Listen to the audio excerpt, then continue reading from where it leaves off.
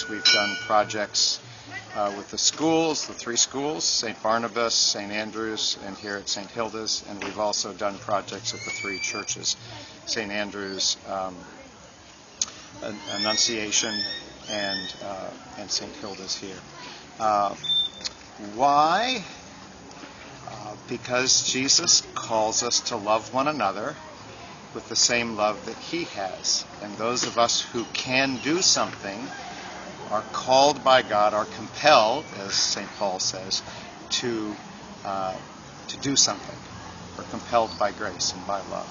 So we came to share what gifts we could with the communities. Father David Olenskis had this bell donated to the church in the United States. It was shipped to me in Connecticut. I packed it in my bag and brought it down, and then on Monday we came out and started to design the tower. And we had to gain the assistance of Mr. Richard. I don't know his last name. He's a welder. Mr. Williams. Mr. Williams, Richard Williams, yes.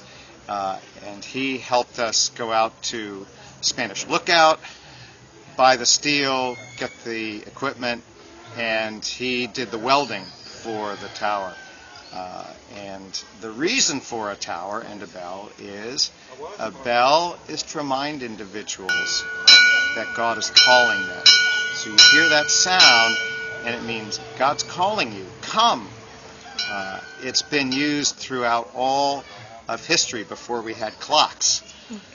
So you would hear the bell and you would say, oh, it's time for church. And people would go and worship. It's also, at funerals, would be what's called tolled, which is just rung, to signify that someone has left this earth and been embraced in the loving arms of God. And so it signifies both things, both the call of God here, for us to do our duty and to worship and serve, but also when someone is called home, it marks that departure from this earth.